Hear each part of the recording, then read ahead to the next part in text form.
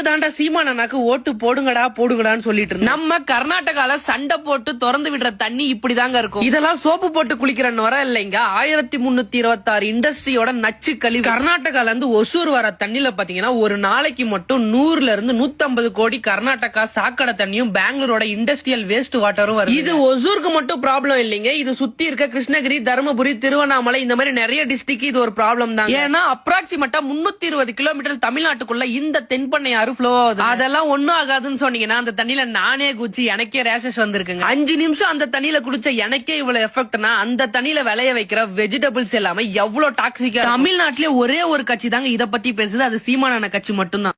பாரு காவிரியில தண்ணி திறக்கிறான் பாரு, நல்லா பாரு. ஓசாடகள் என்னன்றான், எல்லா நச்ச ஆலைகளின் கழிவையும் அப்படியே வச்சிருக்கான். காவிரியில் அவன் திறக்கும் போது திறந்து விட்டுறான்டா, தண்ணியோட வந்துறான். 5 வருஷத்துக்கு முன்னாடி இந்த எஃபெக்ட் எல்லாம் வரும்னு அவர் பேசிட்டாருங்க. இந்த வீடியோக்கு லைக் பண்ணுங்க, ஃபாலோ பண்ணுங்க நான் சொல்ல மாட்டேங்க. சீமான் அண்ணா கண்ணுல படுற வரைக்கும் தயவு செஞ்சு ஷேர் பண்ணுங்க. ஒரு விடுவு காலமாவது வரட்டும்.